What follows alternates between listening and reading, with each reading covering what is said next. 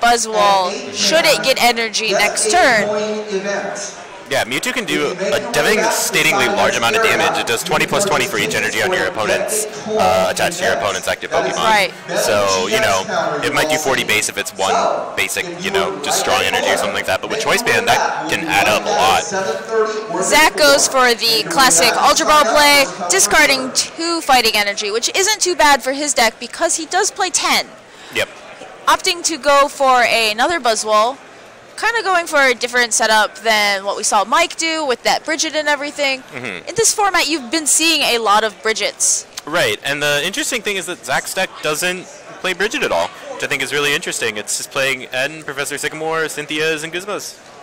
So clearly that's been working for him, though. He's 501, so it looks like he just played that Max Elixir there, tried to get some fighting energy onto that bench Buzzwole, but it looks like it failed. So that's what happens when you discard 2 fighting energies, unfortunately. And a second one. Let's see. Go ahead and see. There is one. He does one. get the 1. All right. I think the big thing for Zach here is having him spread out the energy so that Mewtwo doesn't absolutely clobber him. Right. I think that's going to be the big thing right now. So we'll have to wait and see how he allocates his energy, but it'll be very important for him to realize during the game. Oh, the fresh Professor Sycamore. Perfect. Getting himself a fresh hand of 7 cards. And a third Max Elixir if he wants to play it.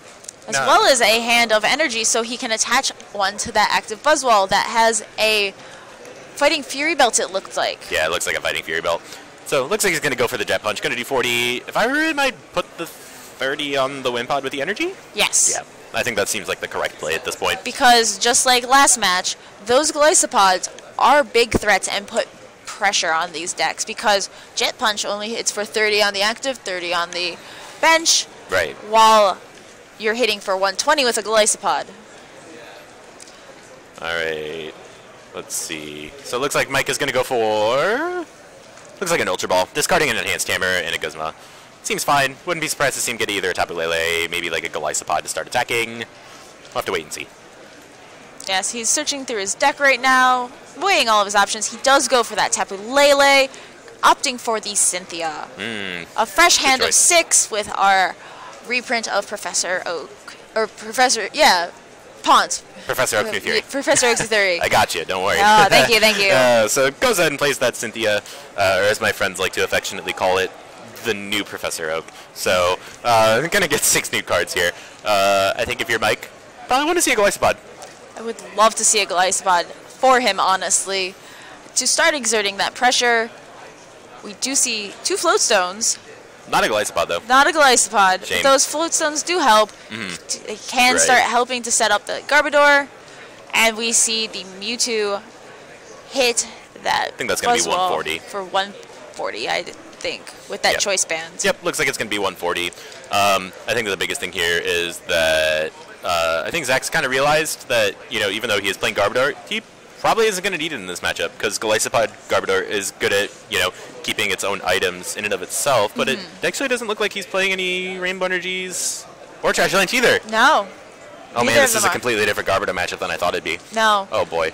We did see Garbodor that plays Trash Lines Garbodor fall by the wayside in recent events due to the popularity of Zoroark. Right. It's just not able to hit as hard. Yeah. Items don't go. Factor in resistance and the fact that Zoroark's good at conserving items. It was just a 2-trick failure for good old Trash Lane Garbodor.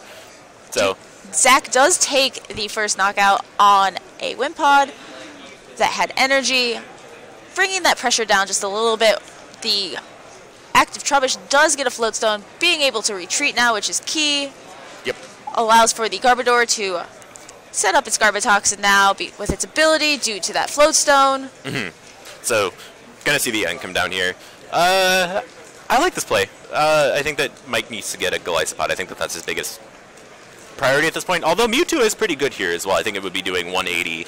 Not enough to knock out the Buzzwole, but definitely enough to put on a lot of pressure. Yes, and that's what he needs to do. The Glycopod puts on all this pressure. He has locked abilities right now, which is pretty good. Though, honestly, Zach doesn't play many things with abilities. He only runs one Tapu Lele. Tapu Lele and plays his own Garbotoxin. He plays his own Garbotoxin. So honestly, that Garbodor is really not doing much, but it is a nice, just like, I can send you up for a 1 prize counter there. Right, exactly. It's kind of a nice buffer for sure. And obviously Garbotoxin is probably really good this format just because it shuts off trade, it shuts off all the Volcanion decks that came out of nowhere today. So just shuts down everything. We see that Mewtwo come back out, going to add a lot of damage. Yep, looks like they're figuring out math right now. It should be 180, I believe. 20, 40, 60, 90, 180. Yep. Yep. It's going to be 180 going on that Buzzwole. Unfortunately, Unfortunately, not enough to knock it out, but enough to add a solid amount of damage, putting both of these Buzzwalls in knockout range for the upcoming turns. A very solid amount. One thing to note is that Zach's list does not play any Acerolas or anything like that or anything to heal with, so that damage is going to stay on those Buzzwolls. But also worth noting, he plays Potown, a card we haven't seen since Drampagarb. Yeah, definitely an interesting card. I would have liked to see it come down a lot earlier because, you know, Mike's Pokemon are all evolved at this point. Right. So adding that extra 30 damage to that Garbodor and that Gliscopod would have been fantastic. Absolutely. But sadly cannot be done. But for future cards coming out, would definitely be a threat. Definitely a threat, yeah, absolutely. So kind of see Zach just go for the Jet Punch there. Kind of brings up the Lele, kind of realizes, oh, I really don't like getting Psychicked by Mewtwo. Kind of want to just leave that on the bench, and maybe next turn if you can't move it out of the active, I'll Jet Punch it, knock it out on the bench. But it looks like that Mewtwo's going to come up anyway. But like most Gliscopod lists, enough energy to start retreating unwanted Pokemon in the active position, bringing that Mewtwo back up for that cheeky 2-prize knockout. Oh, yes, my favorite. So we do see Mewtwo take the knockout with Psychic. Mewtwo was kind of a card that started seeing a lot of play as Buzzwole Lycanroc did really well back in the European International Championships back in December. Right. So did really well, and so people were starting to, you know, think about, oh, what can counter this big Buzzwole that's starting to knock out everything. And Mewtwo's been a consistent counter for that. Hey, that Potown actually hurt Zach. He evolved his own Trubbish into Garbodor. Got 3 damage counters on there, and is going to go ahead and take the knockout with Jet Punch and put 30 on that Gliscopod, kind of softening it up for next turn. Right. We do see that Wimpod come down on Mike's side. An attachment of a Choice Band, it looks like, was played with there. But maybe, yeah. I mean, I think that he's going to get the knockout with First Impression anyway. I think he just kind of wants it there. Maybe if he wants to eventually, like, maybe cross and cut GX for like 180 or Armor Press for 120, 30. He's opting to attach the Grass Energy to the Gliscopod that already has a Grass Energy instead of spreading the wealth with the other Wimpod. spreading the impressions, as I say. So he's going to go ahead and play New Professor Oak, a.k.a. Cynthia. Going to get himself a fresh 6 cards. I think this is really good. It looks like his list is only playing 1 Mewtwo, so I don't think that Zach will have to worry about it unless Rescue Stretcher that Mike is playing comes into effect. Right. So we see his hand. Looks like some Sycamores, some Tapu Leles. Nothing too exciting. But I mean, he's going to get the knockout here, so I don't think he's mad. So. Honestly, there were only 2 giant Buzzwalls there. Now we're left with the tiny 1-prize Garbodor. And Zach just has to pass. Oh, and Mike gets the energy, is able to knock out that Garbodor, and Mike takes a really quick game 1. Really convincing. 10 minutes for a game 1. Record time for this format. Record time for this format. Great to see, though. We saw Gliscopod dominate last game, and it's like, that's what it does. It's beast mode most of the time. Clearly, it's a really good attacker, and it's really good at conserving itself. You know, it's just 1 energy, so it's really low maintenance. And also, it dishes out a lot of damage, so that's obviously something that attracts a lot of players. Right. So. And while Buzzwole is also very low maintenance, it's also low damage. Though it does put chip damage on the bench, it just can't compete most of the time with 120s, a 150, an Armor Press for 100 with minus 20 damage the next turn. Right. This Gliscopod is a tank, as well as being able to cycle through, like being able to heal, all that kind of stuff. Yeah. Those 3 Acerolas in Mike Newey's deck are going to be key. Huge. And especially with Mike playing that 1 Palpad in his list, being able to recycle those Acerolas is really huge as well. Right. Because, as you can notice, a lot of the Zoroark decks are playing this Puzzle of Time card, but if you're not playing Zoroark, you're not going to be able to effectively draw into those puzzles, so a lot of these players have kind of accepted that they're not going to play it in their non-Zoroark decks. And looking over Zach's list, he doesn't play many Pokemon that are really helpful in this matchup. There's obviously the Mewtwo, but there's no fighting on Mike's side. He could hit a Mewtwo for weakness if he wants to. That sounds good. Yes, the Sudowoodo Sudowoodo could be fine. It could be fine in this, but it's not the most optimal play. Right. And then there's also this Espeon EX, which obviously... Could be good if he gets the Potown earlier. If he gets that Potown early and starts getting that chip damage as well as jet punching early. Right. Could be key. We do see a mulligan on Zach's side there. Oh, man. Allowing Mike Newey the option of drawing one extra card. Yeah. I mean, knowing most games where I'm going second and I get a mulligan, I get end anyway, so we'll have to see if Zach ends up playing an end. So, we're going to go ahead, cut the deck, hopefully get 7, gets a basic, hopefully, and hopefully we can start this game. So, since we saw Zach go so fast, what do we need to see from him in order to keep up? I think that the biggest thing for him is he's going to have to actually hit his max elixirs. I think that's big. You know how we saw him miss one of those earlier in the game. Him missing that meant that he couldn't hit that Knuckle Impact or that Absorption GX. So. Right, but we do see right out the bat, the Potown is down, as well as a Fighting Fury Bell and a Fighting Energy. Yep. This is one buff Buzzwole right now. Man, it is so buff. It's Buffwole. All right, it's going to play Cynthia. Going to draw 6 cards after shuffling his hand in. We do not see the end that is classically known for getting rid of that extra mulligan card. But Cynthia is honestly a very good card. I enjoy the fact. There's sometimes I don't want to give my opponent that extra new hand. Sometimes I'm like, I know you have bad hands. Right. And Cynthia just brings that new, new hand to you. Laughing at them in the face like, you don't get a new hand. So, looks like Zach's just content with his board state. He's going to go ahead and pass. Not much else he can do turn 1. Exactly. Maybe get another Buzzwole. That's really about it, though. So, Mike is going to go ahead. He's got an Ultra Ball. So he'll probably go for a Tapu Lele this turn. Wouldn't surprise me.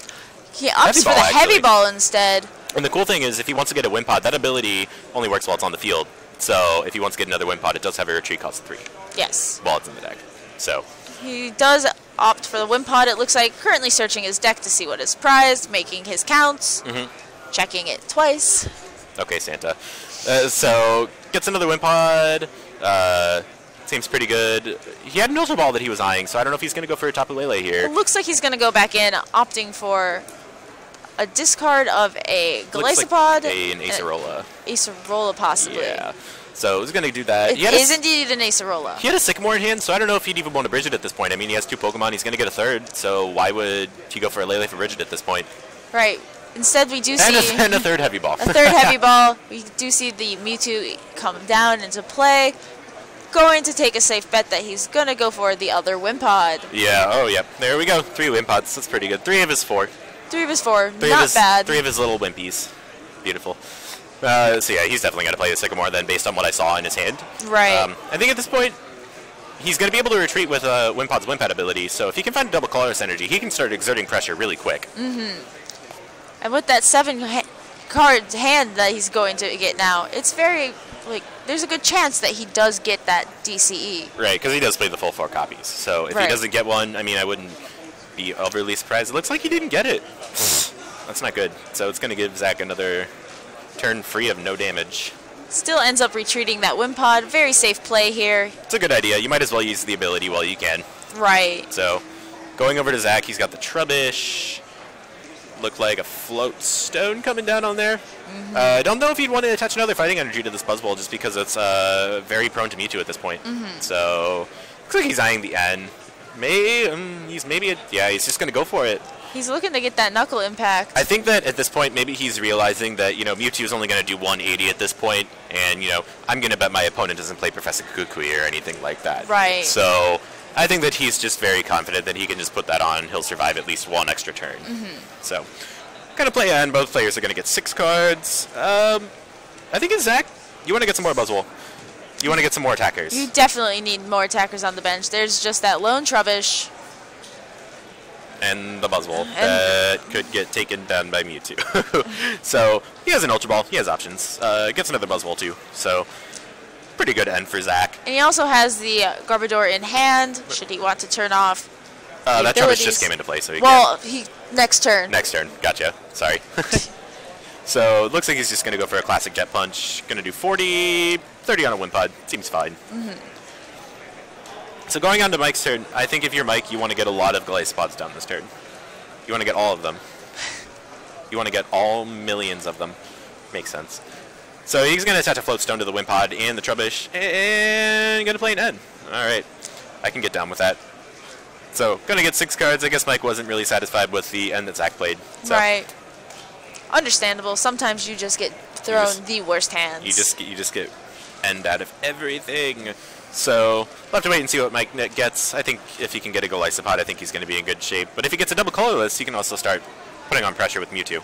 So, he does end up with the Grass and the DCE, right. opting for the DCE on that Mewtwo. Yep, going to go ahead and go for that. Definitely the correct play here. I think you want to start exerting pressure with that one prize card, Mewtwo there. Right. So, looks like he's going to play the Tapu Lele right now, actually, realizing that, hey, Zach might turn on that Garbotoxin next turn. So, or that he might want to turn on his Garbotoxin soon. Right, exactly. So, I think he's just kind of planning from that point on, like, I might not have abilities for the rest of this game, so why don't I just play my ability Pokemon at this point? Right. So he gets the Acerola off of the Tapu Lele. I think that's fine because, you know, he's either going to knock this Mewtwo out or he's not, if he gets a third energy or not. And so if he doesn't, he can just Acerola it, put the Float Stone thing up, and just whap at it again. He can also end up Acerolling up a Golisopod at some point later in the game. Definitely. To start the cycle of beatings. The cycle of beatings. Of jet punching. So he's going to go ahead and play that Max Elixir. We'll have to see if he gets a fighting energy. He does. He does. All right. So I thought I saw another elixir in hand. I can't remember. No. Maybe not. I think you saw that strong energy. That's probably what I saw. Yeah, so I think from here, maybe you could just manually attach. I don't know how I feel even about manually attaching to the active, because yeah, you can Absorption GX for the knockout here, get rid of one of your biggest threats, but then you're left vulnerable to a Golisopod. I was going to say, yeah, at what cost? You end up knocked out. At what cost? So, looks like he is going to go for it, though. You know, I think he's just kind of realized, hey, like, kind of have to go all out. This is my only attacker, so I kind of have to roll with it. He ends up with a hand of mainly just energy, having to play down his Mewtwo possibly here. Has his own Mewtwo. He doesn't really want to, but he's realizing he might have to. But instead opting to just knock out that Mewtwo, it looks like. Yep. Taking that one prize. It's a fine turn. Yeah, seems fine. Mike brings up his Trubbish there with the Float Stone. Easy retreater and punching bag. Punching bag. A literal punching trash bag. Perfect. So, gonna put the double. I actually like that play on the Lele. That's gonna get a clean knockout on there, I think. So, yeah, really good observation on Mike's side. You know, he does have the grass energy, but he doesn't know if he has a way to get Golisopod at this point. So I don't think he does. No, he has an Ultra Ball. He has an Ultra Ball.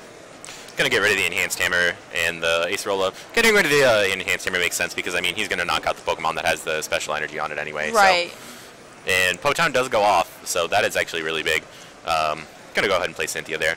But the Potown going off is really big just because, you know, Knuckle Impact does 160 base damage. If he gets a strong energy or a Choice Band, that's a knockout on that Golisopod. It is. So they'll have to wait and see what he gets off of this Cynthia. Drawing into this hand, we see a Sycamore, a Ultra Ball. Trubbish. Looks like another Lele. Nothing too exciting. But I mean, at this point, his position's fine. He's about to knock out a really large attacker, so I think he's content with what he's got. He is. Looks like he's going for an Ultra Ball.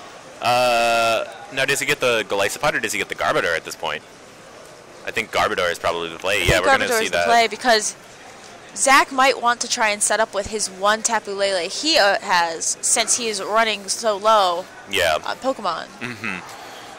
So yeah, it's going to look through, kind of figure out. Yep, played another Tapu Lele, got an Acerola, just like you did last time. The standings have been posted.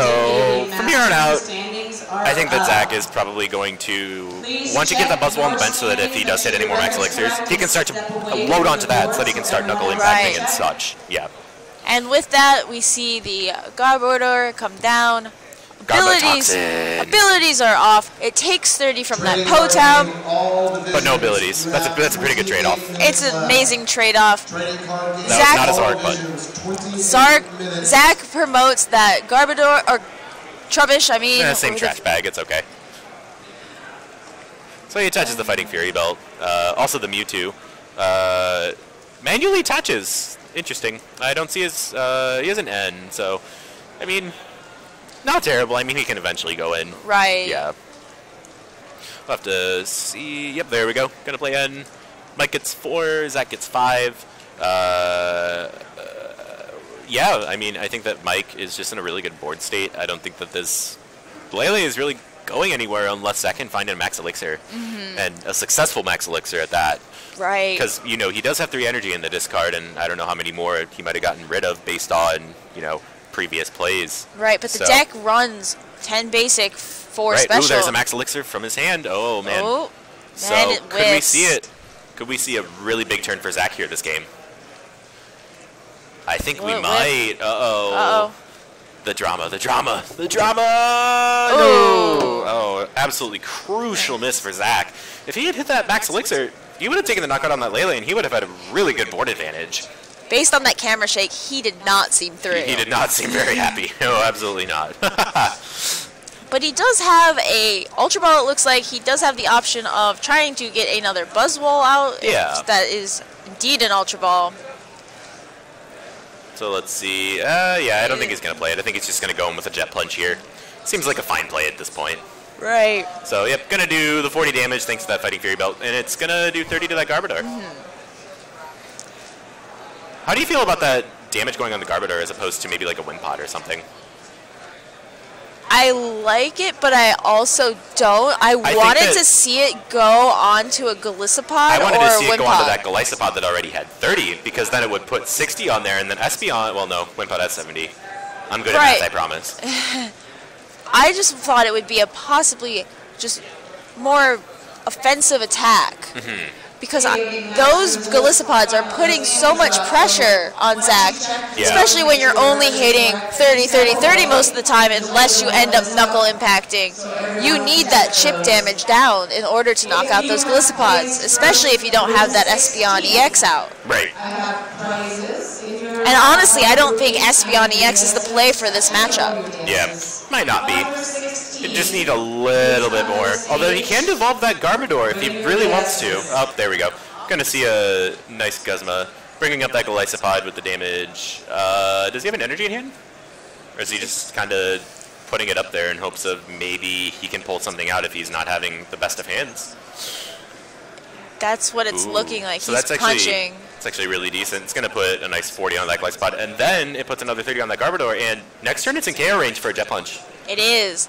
And most important, it's not going to be hitting for 120 this turn. Should it get a energy, it needs to get out of this active in order to do massive damage. And that's also really weird for Mike as well, because he can play a Guzma sure to get out of it, but it's not hitting the Buzzwole at that point. Hey, but there we go. We do see that Guzma for the Team Skull guy. So he's going to go into the Garbodor with the Guzma, and it looks like he's going to retreat, take the knockout with that first impression from Golisopod GX. And that puts Mike down to 3 prizes. He's honestly sitting pretty at this point. He really is. Although, not to say that Zach doesn't have anything that he can't do, because he still has a decent position. He just needs an energy, and he can just wallop that Golisopod and destroy it. Right, and he does have Mewtwo. It's not the best attacker, but it's still an attacker. We do see this Guzma come down. He opts for the Wimpod. Ooh, interesting choice. I can see the merit. Does he not have the ability to get the energy is what I'm thinking here. I think that's what it is, because his hand doesn't look particularly incredible at this point. So, right. So it looks like he's going to do the Jet Punch. 40 on that Wimpod and knocks out the Garbodor. So abilities. Abilities are back online. And hopefully Mike can use those abilities to his advantage in this one turn that he's got with them.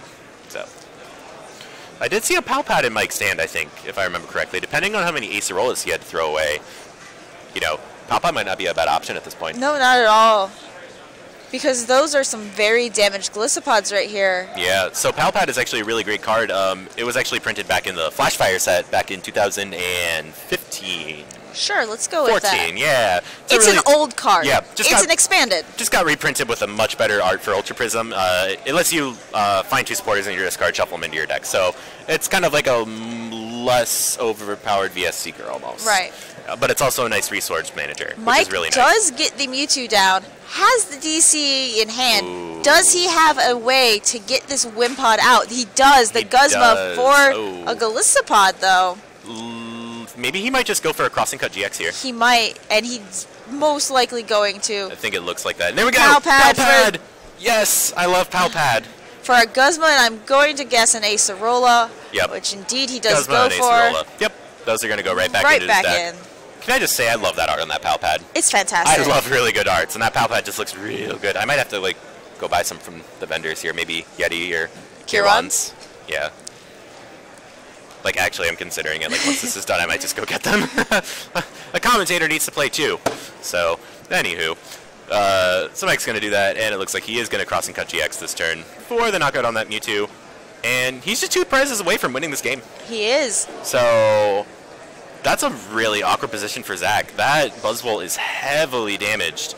And that Mewtwo is a massive threat, even without that DCE. Yeah. It's only a 1 prize card if he knocks it out. Right. Mike has so many options to be able to knock this out. He could use First Impression. He could use Psychic.